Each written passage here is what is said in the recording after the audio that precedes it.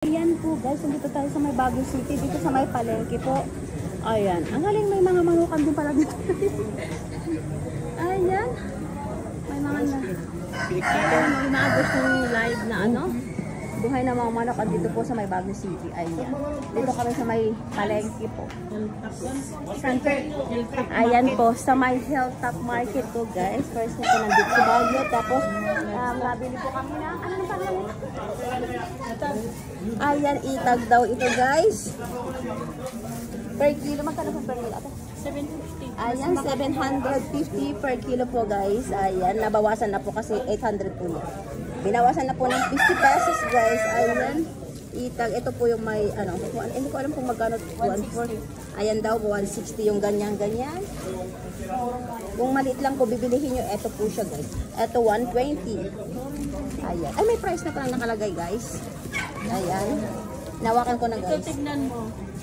Ito yung itag. Ay, ayan po yung itag guys per kilo. Ayan po siya.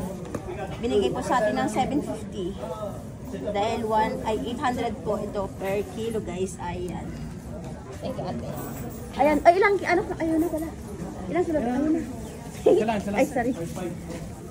Ay, manok naman yun ay. Ay, bibili ka ng ganyan? Bibili ka ng ganyan? Dadali mo sa bahay? Pwede, isa ka yan. Dito, kompleto na. Pwede namang isa ka na. Ay, kakatayin niya? Susunugin na nila. Ayan po guys, nabili din po sila ng, sige po, kuya. Ayan po guys, nabili din po sila ng buhay na manok. Pipig-pigin. Ano, pipig-pigin daw to. Sa loob, pakita mo sa loob para makakuha. Pero itong manok lang ha. Sama mo yung pan para dito sa loob. Ayan po guys, ayong binili po natin na itag. Ayan po, napili po sila. Isang kilo lang po. Magkano kilo, Mar? 750 daw. Nabawasan na ng Isa't kalahati yun natin. Isa't kalahati lang. Ayan, bumili din tayo na Which nito ba sa ano?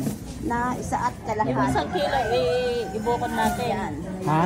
Amin yun. Taba. Hindi na po, ipag-isahin na lang po. Pagsahin nyo Ate. Nene, taba. One and a half yun. One and one. One and a half. Ilasin niya half.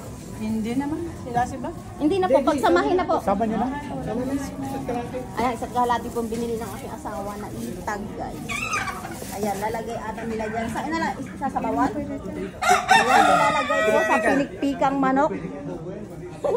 Pinikpikang manok na ganyan po guys. Ayan, pipikpikan po nila yan as in parang papalupaluin. Ayan, tapos yan, lalagay po nila yung itag para magiging ano daw yung sabaw. Ayan po guys. Ang update po natin dito sa palengke sa Hilltop Market. Ayan. Hindi ko napapakita yung pagkatay po nila doon sa may manok guys kasi baka tayo ay maar. Ayan po guys ang ating update.